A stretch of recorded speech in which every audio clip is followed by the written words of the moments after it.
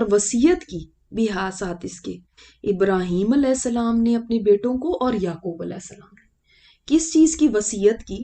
یعنی وصیت کیا ہوتی ہے؟ تاکید. اے میرے بیٹو ان اللہ اصطفیٰ لکم الدین، اللہ نے تمہارے لیے دین چوز کر لیا. کہ کیسے پتا چلے گا وہ کون سا دین ہے؟ سبھی کہتے ہیں، یہودی کہتے ہیں ہمارا دین اللہ نے چوز کیا، عیسائی کہیں گے عیسائی ہو جاؤ تو پھر تم ٹھیک ٹریک پہ ہو، پھر تم صحیح ہو. یاد رکھیے قرآن پاک میں ایک جگہ کوئی بات آتی ہے نا تو اس کی وضاحت کہیں اور ہوتی ہے. اللہ تعالیٰ نے فرمایا سورہ آل عمران میں اللہ کے نزدیک بس اب دین اسلام ہی ہے، مت تم مرنا الا مگر اس حال میں تم مسلم ہو. مرنا تو انسان کے اختیار میں نہیں ہوتا کہ کس وقت اس نے مرنا ہے کس وقت نہیں مرنا، لیکن آگے وہ کنڈیشن بتائے گی کہ اصل بات کیا کہی جا رہی. مگر اس حال میں کہ تم مسلم ہو، اس حال میں مرو کہ تم مسلمان ہو، تمہیں اس حال میں موت آئے کہ تم فرما بردار ہو اللہ کے، جس نے سبمٹ کر دیا ہو اللہ کی ول کے آگے، خود کو سبمٹ کر دیا ہو، خود کو جھکا دیا ہو. جیسے ہم پڑھتے ہیں نا سر تسلیم خم کر دیا ہو، کیا مطلب ہے؟ اپنا سر جھکا دینا، اپنے آپ کو سبمٹ کر دینا، لیکن میری کوئی ول نہیں ہے، میری کوئی مرضی نہیں ہے، وہی مرضی ہے جو اللہ کی مرضی ہے.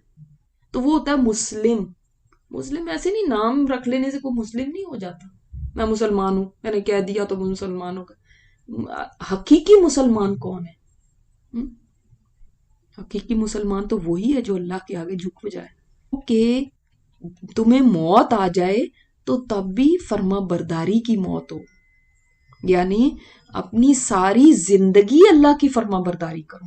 ایسا کوئی کام نہ کرنا کہ اگر اس میں موت آ گئی تو نافرمانی کی موت ہو. یعنی مسلم کی موت آنی چاہیے تمہیں، پوری زندگی پھر فرما بردار ہے نا، کیونکہ موت تو کسی وقت بھی آ سکتی ہے، وہ تو انسان کے اختیار میں نہیں ہے. جیسے ہم نے بات کی، نہ پتا ہے کہ کل آنی ہے، نہ پتا پرسوں آنی، نہ پتا آج شام آ جانی. اللہ کی فرما برداری میں لگے رہیں گے تو موت بھی انشاءاللہ اسی میں آئے گی. آپ کیوں دیکھتے ہیں کوئی لوگ سجدے میں تھے ان کو موت آ گئی؟ ہماری بھی بڑی خواہش ہوتی ہے کہ اللہ موت آئے تو میں بس قرآن پڑھ رہی ہوں، موت آئے تو مجھے اس حال میں. انسان سوچتا ہے نا کبھی تو کیسے ہوگا یہ؟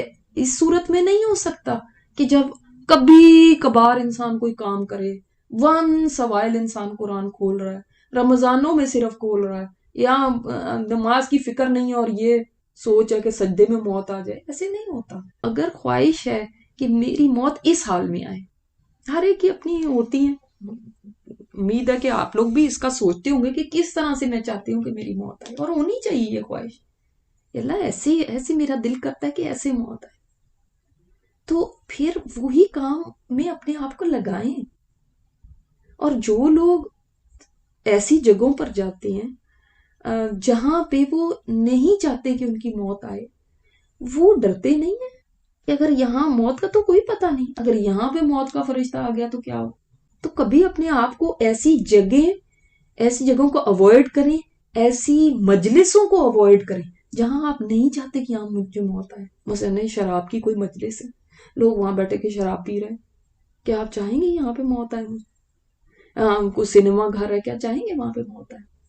ہم اس پہ نہیں بحث کر رہے کہ یہ جائز ہے نہیں جائز یا کیا ہے کیا نہیں ہے.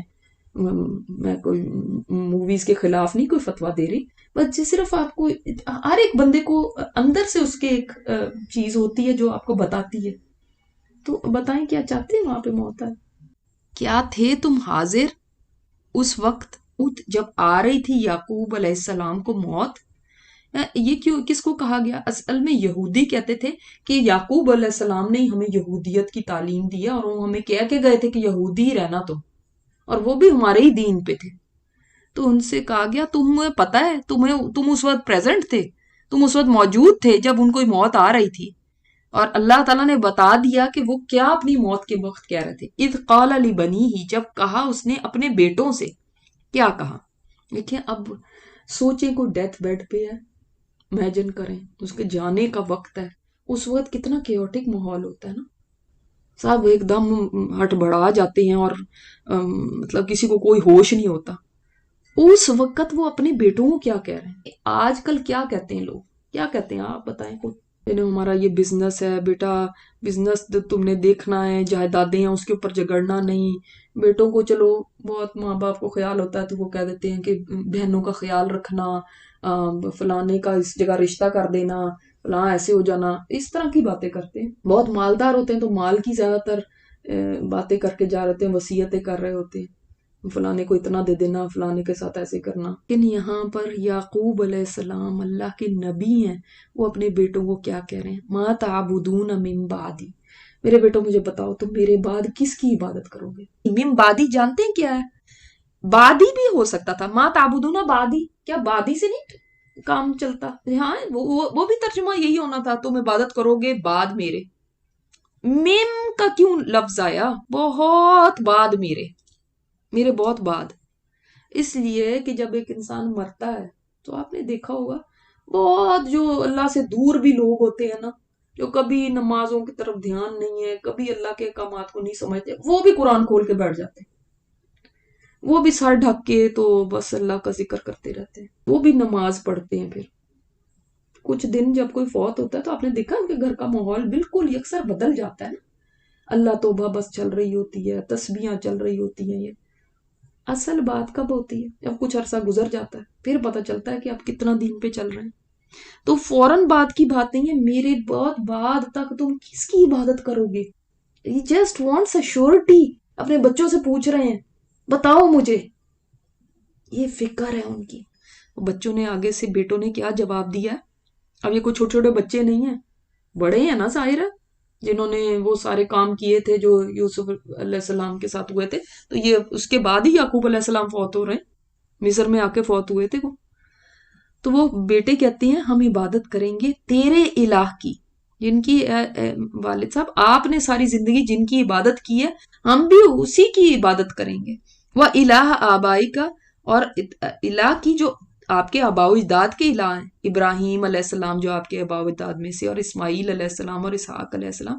الہ ہم واحد، یہ دو الہ نہیں ہے کہ ایک الہ کی آپ عبادت کرتے تھے اور ایک الہ کی ابراہیم اسماعیل اور اسحاق. ایسے نہیں کوئی سمجھے نا کہ جیسے الہ کا و الہ آبائی کا، ایک تیرا الہ اور ایک ان کا الہ، ایسا نہیں ہے. الہ واحدہ، ایک الہ جو ہے ساری فیملی کا خدا ایک ہی ہے. کہ ابراہیم اسماعیل اور اسحاق علیہ السلام کو آبا کہا، حالانکہ یعقوب علیہ السلام کس کے بیٹے ہیں؟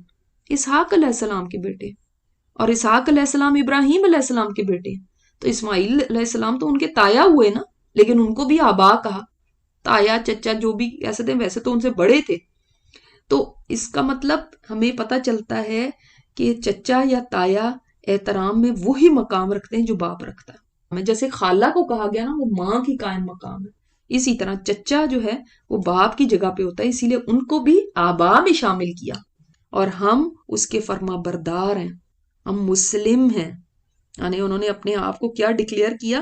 ہم بھی فرما برداری کرتے ہیں اسی اللہ کی جس کی آپ فرما بردار تھے.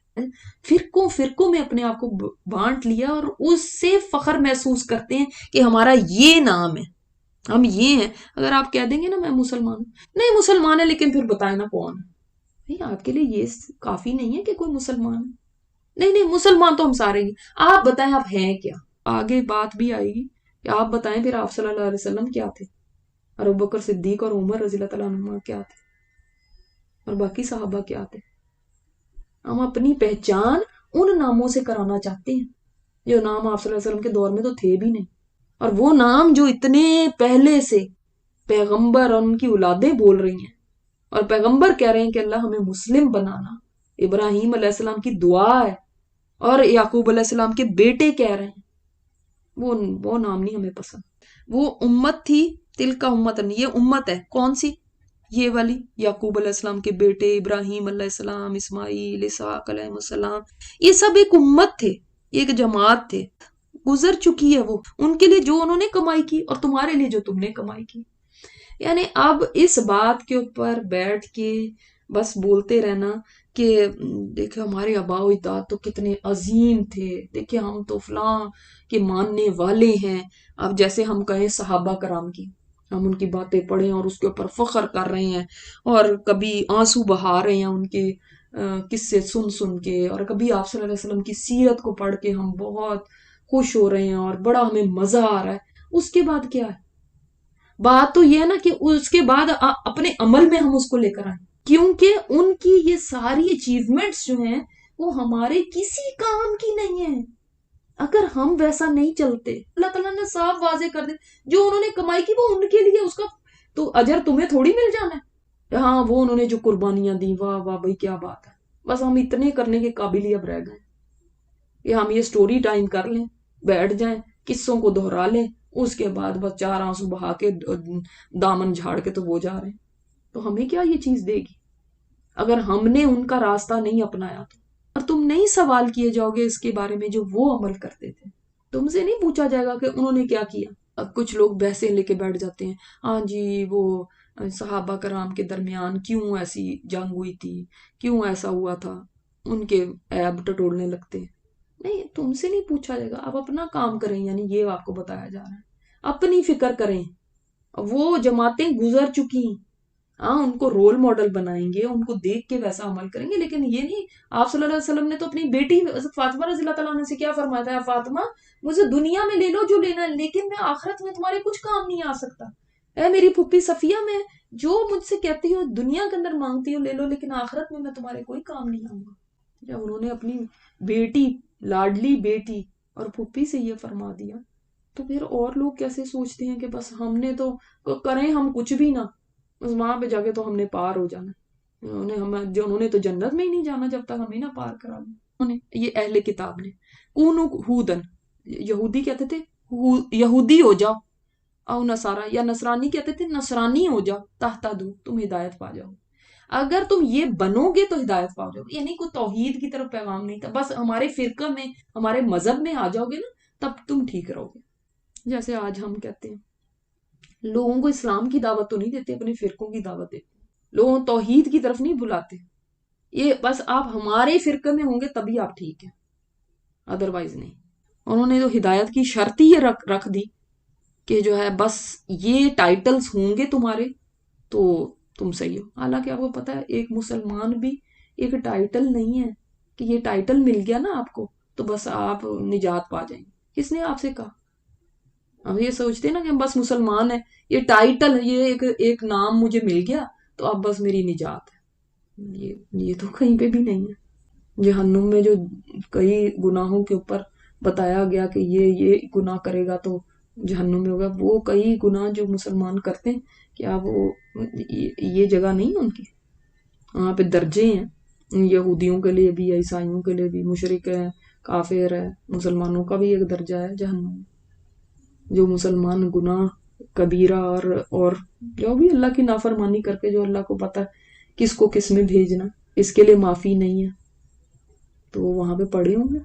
کس نے کہا کہ جو مسلمان ڈائریکٹ جنت میں چلے جائیں گے؟ بس کہہ دیجئے نہیں، بلکہ کون ہے ہدایت پر؟ تم کہتے ہو یہودی ہو جاؤ یا نصارہ ہو جاؤ، نہیں، بلکہ ہدایت پہ کون ہے؟